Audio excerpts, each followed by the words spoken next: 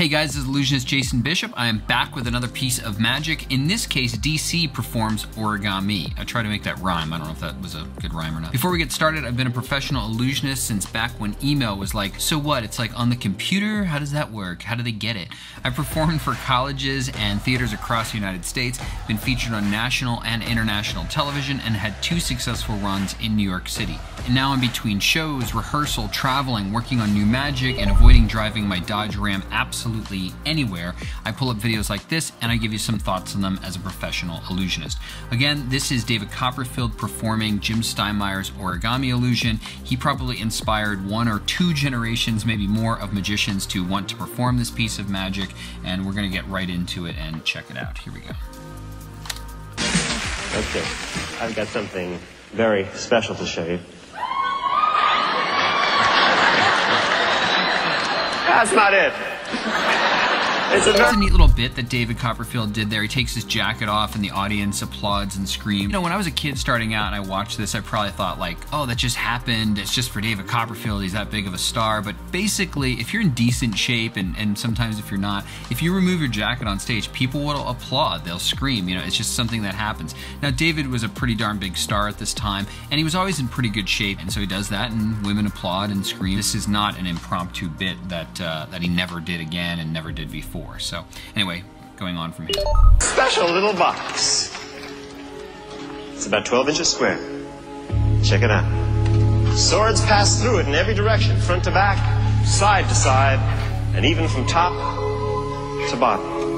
So obviously he's setting up what the trick is. We hear this very deep bassy music that's starting off the piece here, and music is obviously very linked to people's emotions, so we're already interested. It's very hard to not have music create an emotion in you. It's almost impossible, honestly. Certain tones, certain songs, certain vibes, melodies create different responses in people, and it's really hard to not have music or audio in general affect you. Let's continue.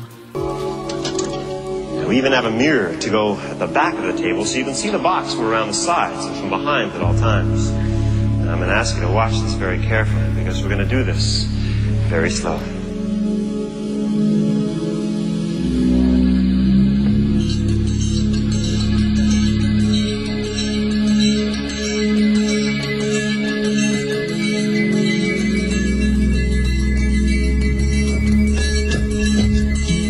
Look up who did this music, so I'm going to Shazam it as I'm watching. Here we go.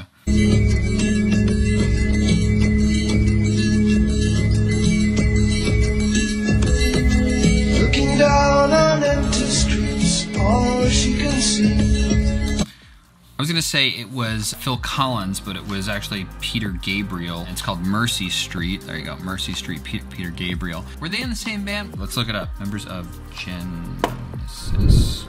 Phil Collins, Peter Gabriel, Mike Rutherford, and Mike Rutherford went on to make Mike and the Mechanics. Really strong music at the time. I mean, he was really fortunate to have just great music back then, and he was smart enough and skilled enough to include that music in his performances. So I just like this piece of music. A lot of people do. It was popular at the time, and it's a strong piece of music.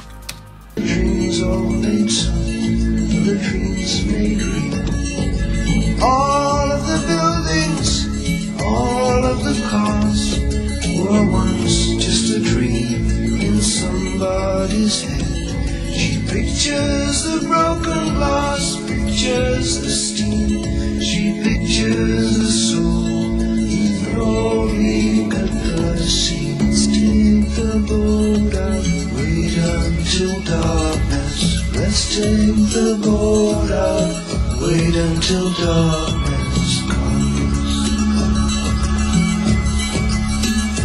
There's kind of a lot happening here. He's unfolding this box and he's pacing this out really well. He's going very slow up front. It's great that he's going slow because there is kind of a lot happening. This box is moving in a very dynamic fashion. Most boxes don't both slide and fold and then fold in multiple places. They don't change color as they open. So there is a lot occurring here, frankly, and he's taking his time to show that to the audience. And he's also setting up what's about to happen as well. And so he's established it's a 12-inch box. There's swords inside of it, and it's just a little tiny box, and then it expands to a larger box. But then later that comes into play that, wait a second, that box is so small. So let's go back.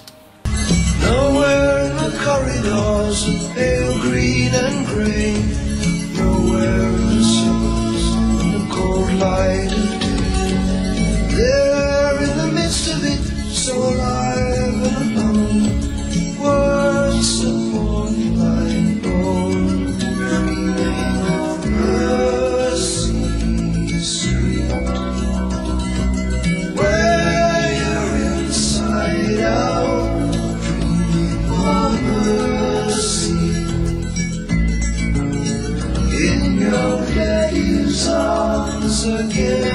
He's dancing right here with the late, great Joni Spina. Joni was on Copperfield's show for quite a few years. If you look at many of his specials, you'll see Joni in there. She's not in all of them, but she was in a good number of them. She helped to do the blocking and choreography of the show. Obviously, you can see that she's actually performing in this particular piece. I imagine that she blocked and choreographed this piece largely as well. She was in a lot of shows with him. She later became a magician in her own right. She contributed to a lot of acts. She helped the Spencers, Mark Killen and Ginger, a lot of different artists. I actually was sitting once in a workshop with her and nobody had a video there, so I somehow had one with me or pulled it up online or something, and she actually reviewed my video for the magicians that were in the room there, you know, critiquing it as such, kind of like I'm doing here, but a little bit more in depth on movement, because magic, obviously, like we're doing here, is not all about just tricks. So let's continue.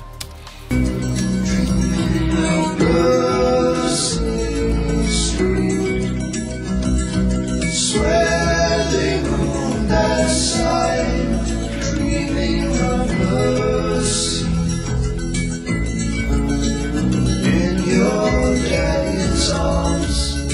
This is really good lighting as well, frankly. They've got some backlight there that's going to separate the origami from the background a little bit. They've got a lot of front light, whether that's a special, it's not a wash, but it's some sort of special, or a spotlight. Then you've got some faint blue light on the sides there, and it's just glistening on the swords a little bit. So we have some outlines of the swords, but the sword is not the main piece of information at this point. The box, David especially, and Joni as well, are the main pieces of information right now. And so we're lighting them. Off to the side, we see a little bit of the sword, so that's quasi-foreshadowing. We're gonna get to those in a little bit, but we're not interested in those just yet. The rule with lighting is simple. Light what you want seen, light what's important, don't light what you don't want seen at that moment. And that's not a thing about hiding stuff. That's not a quasi-magic thing.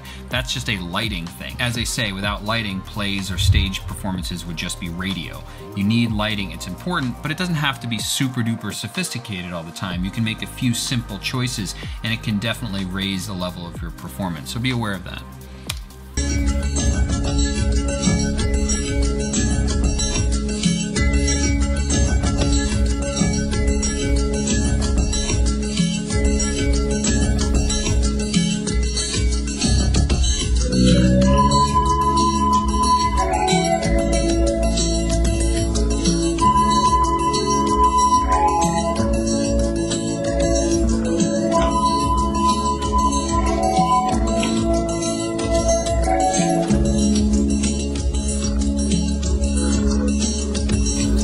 Obviously, this is great anticipation. We kind of know what's coming, you know, but we kind of can't believe that that's about to happen. Obviously, if you're a magician, you've probably seen this, but as an audience member, if you've never seen this before, you're like, is he about to do what I think he's about to do? Yes, he is.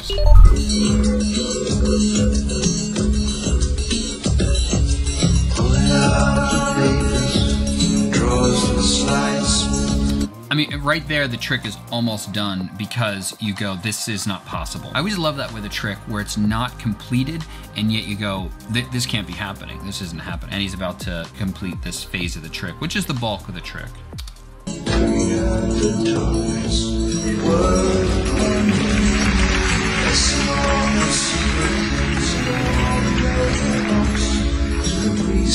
He's the doctor, he can handle the shows.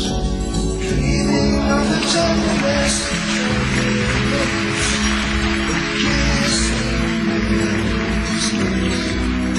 dreaming of mercy street, where you're inside out, dreaming of mercy. I don't like to get into technical stuff too much. This isn't super technical. It is a little interesting thing is David was moving his hands left to right, and I can tell you from having performed this particular illusion hundreds of times at least, that the reason he's turning his hand left and right when he sticks that sword through is because there's a hole on the other side of the box that the sword pops out. That is a rigid sword. There's nothing that breaks down. If you whacked somebody with that, it would hurt. Anyway, so when he puts that through, he's inside of a box that he can't see inside of. And so he's moving the sword side to side to find the hole on the other side, which that hole is only very slightly larger than the size of that sword. Occasionally on stage, you can kind of lose your place, very occasionally, thank God, and not be able to get the sword through the other side, and it can screw up your timing. And if you're watching David very closely here, his timing is dead on. But for that moment, he picked up the pace, at least in his wrist, so he could find the slot on the other side of the origami and get the sword through. And these are the things that illusionists are doing all the time, that sometimes you're sweating bullets going like, man, I need this to happen right now because this is on the music, it's on the beat. And if you get too off time, then sometimes your pacing is totally messed up and it just affects the illusion. Obviously, David's pacing on this is, you know, like perfect. The audience is responding great and stuff, but that little thing is just a little indicator of some of the work that he's put into this and putting into this and has to actively do. And it just looks kind of effortless to the untrained eye. Anyway, that's just a little note. In your daddy's arms again, dream of Grosvenor Street. Swear they moved aside, looking for mercy. In your daddy's arms.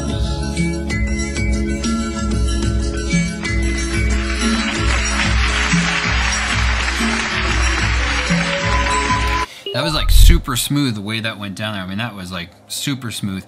Interesting note about this, and I don't know if it's 100% true. The original builder of this illusion, whose name is John Gahn, and he has a company called John Gahn Associates, or John Gahn and Associates, I believe. He's one of the top handful of builders in the world. He built this for David. He built it for Siegfried and Roy, I believe Doug Henning. You know, David stands on top of this illusion, and that became super popular. People just stood on top of the illusion to put the sword down through there. And that's a good idea. It's a good move. In magic, you want to have, well, in any performance, you want to have different heights on stage. So you can kneel, you could lay down. I don't really advise doing that too often. You could sit on a chair, you can stand on a chair, you can stand on a box. You're creating different levels of height and interest. So at this point, at one of the key points, David stands on this illusion. But my understanding is, and I've owned 3 of these, this illusion was not made to take the weight of a guy standing on top of it like that. Although David is a fit guy. A lot of people do that, and the illusion really seemingly wasn't constructed to have a guy stand up on top of it. So I kind of find that interesting. And I did that for years. It dawned on me that the person who really was the first person to do this that I'm aware of was David Copperfield. And so I stopped doing it, in part because I had heard that John Gahn said that you're not supposed to stand on it, and 2, because I didn't want to have my act look like David Copperfield really in any way, even though I respect the heck out of the guy. But for a lot of young illusionists, I can tell you, getting this trick, that's when you feel like you're a legit illusionist. My girlfriend Kim and I, when we were starting out, after like a few years into it, we had homemade props like we all do. But at a certain point, I knew that an origami of all things would like take me to the next level. And we're only getting paid like $375. And so we decided we're gonna get a Bill Schmelk Wellington origami, and we're gonna save up the next 20 gigs straight or whatever it was to be able to get the $7,000+ that we needed to get this trick. And that's exactly what we did. Every single dime went right to this trick, and we put the down payment on that. We kept doing shows, and then we eventually paid him and got the cases and picked it up. And we were like legit illusionists at that point, that we had an origami, you know. And I'd tell producers, well, I have an origami, and they're like, oh, well, I've got other guys who have an origami too. So one trick doesn't necessarily make you, but it does, you know, it's a stepping stone to the next level as such. I would probably say to any up-and-coming illusionist, do great magic and do great tricks, but really you should try to be fairly original, honestly, with either the concept. You can bring back something that's old, you can do a completely different performance with it, but I don't think at this point, if you put origami in your promo video and it leads your video, a lot of people are kind of going to turn off your video, honestly. It's just, unfortunately, an overused trick. That is not to say it is not a great trick. I still do this in certain shows, and I can tell you the response, you would be surprised at how significant the response from this piece of magic is. But if you're trying to stand out and you're trying to look different and further your career, then this is a trick that maybe you should avoid a little bit. At a local, regional level, this trick probably will make you stand out, and you may be able to raise your prices a little bit because now you have an illusion. It packs fairly small, not tiny by any means, but fairly small, that you can move it around in a van or maybe a large crossover kind of a car or something like that if you fold the seats down and stuff, because the case alone for this is actually kind of big. There's 2 cases normally for it. But as you reach a national level or anything like that, this is a sort of perfunctory illusion. I mean, a lot of guys have an origami, so it does not make you stand out in any way. It absolutely will not make you stand out. It'll make you maybe look a little bit professional, but nobody's going to take note and go like, whoa, this person's got an origami. They're really good. It's just not going to happen that way for you. You want to look at, like I said, bringing back old illusions, going in books like some of Jim Steinmeier's books and utilizing some of the illusions in there that are underutilized currently. Just don't want to like follow the crowd, frankly, on illusions, because then you just get lost in that crowd. So that's a little bit more about the origami. Let's get back into it again.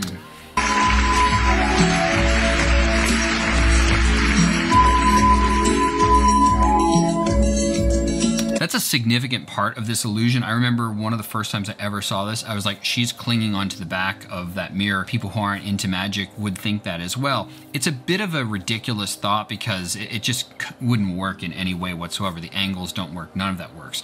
But that's part of the illusion actually, is that people do think someone's hanging on the back of there. So at this point, he spins the thing around, and you kind of have to do this moment in this illusion, or at least turn it significantly, something. You can come up with your own idea on that, but you do kind of have to turn it around to demonstrate to people she's not behind there. It's taking away different solutions that they believe are creating the illusion of the origami.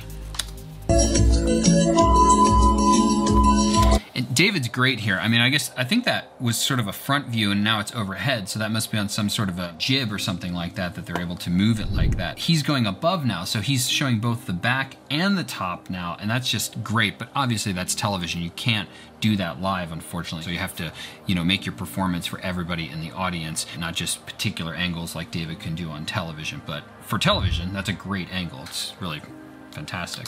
Comes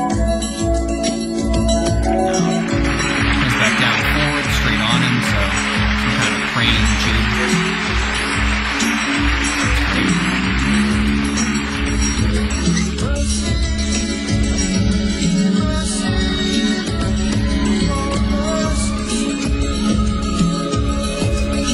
He's about to do another move here. A lot of people also stole this move from David Copperfield and put it in their show. I don't know, it is what it is, unfortunately, but you know, look at everything you do and see where it came from. And if it didn't come from you, try to do your own motion move that is either utilitarian, or if it has its own little flourish to it, you didn't steal the flourish from somebody else.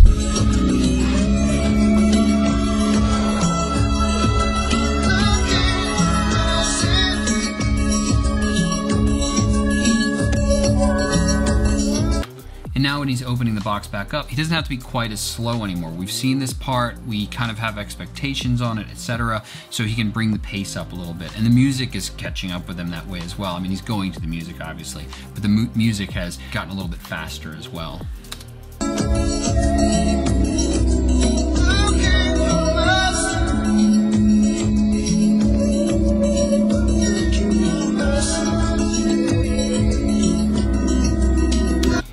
After you do something a little bit faster, that wasn't super fast, you might slow down a little bit to create just a moment of anticipation before it happens. So we'll see if he does that or not.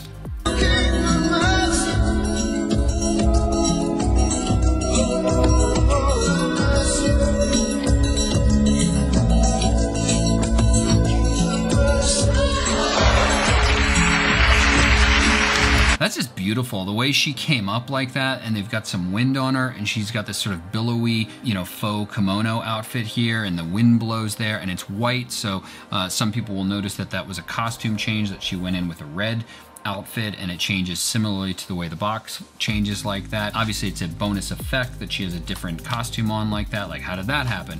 But that white pops, and so when she reappears, we instantly can see her. It reads really well from the audience. Magicians love to wear black for whatever reason.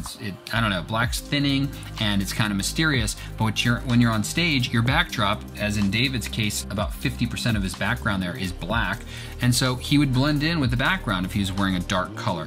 She blended in a little bit more in the beginning with the red, although it popped a little bit, which is good, but it is a darker color. And so when she comes out in the white, it really pops. And so you want to think about that. What pops off of the background? If you can't have a lot of special lighting in your show, then make sure that your outfit, it doesn't have to be a white suit like Steve Martin, although that's actually why he did that, I believe, is he wore a white suit because he was doing arenas and he had to project to the audience. They couldn't really see this little dot, you know, on the stage sometimes like that. Let's continue.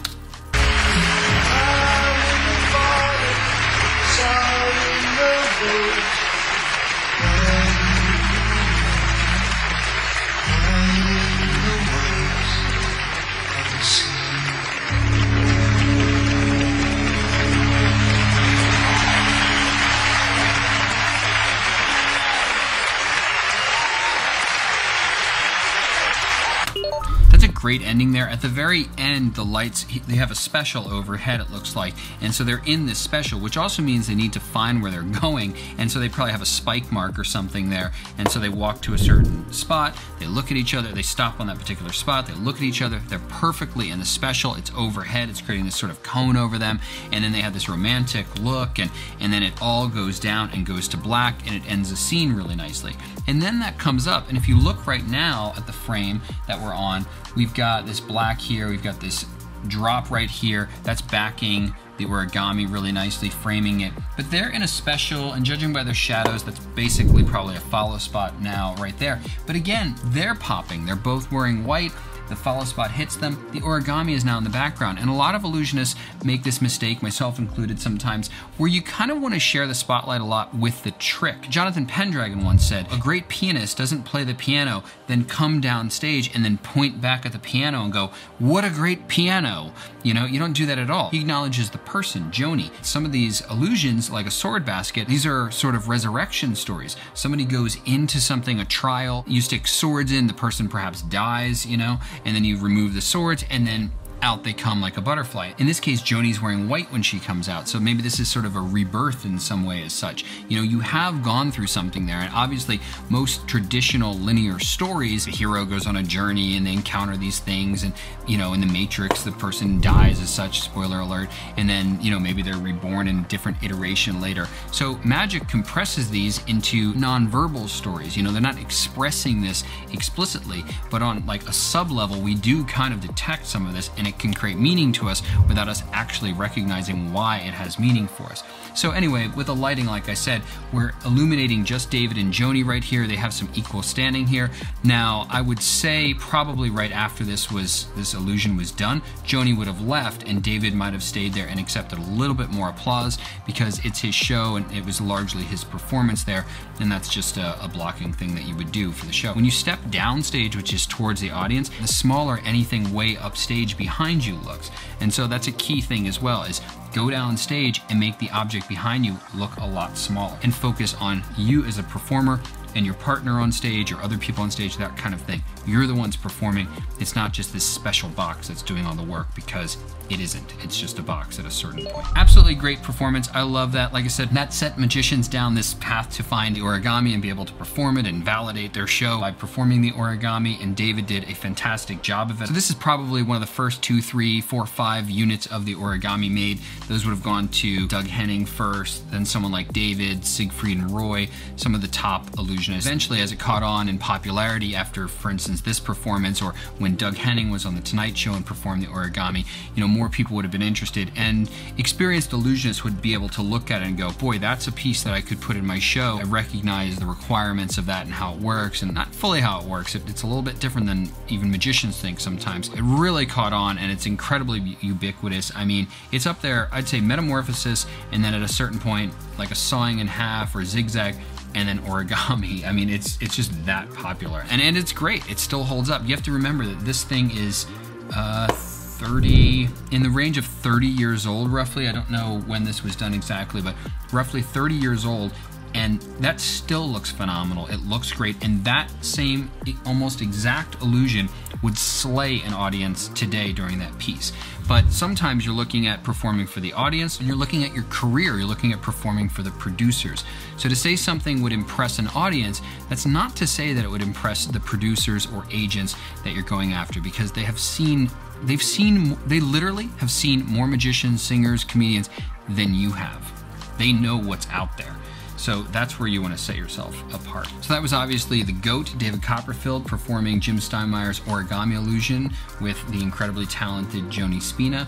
And I hope you guys enjoyed that. I certainly did. I love that illusion. It will always be one of my favorite performances. I mean, David just does such a great, powerful job of that, and Joni's just perfect, you know, as his onstage partner right there as well. So I hope you guys liked this video and got something out of it. If you liked it, please destroy the like button. If you'd like to see more, hit subscribe and hit the bell to get notified when new videos are released, and we'll see you in the next one.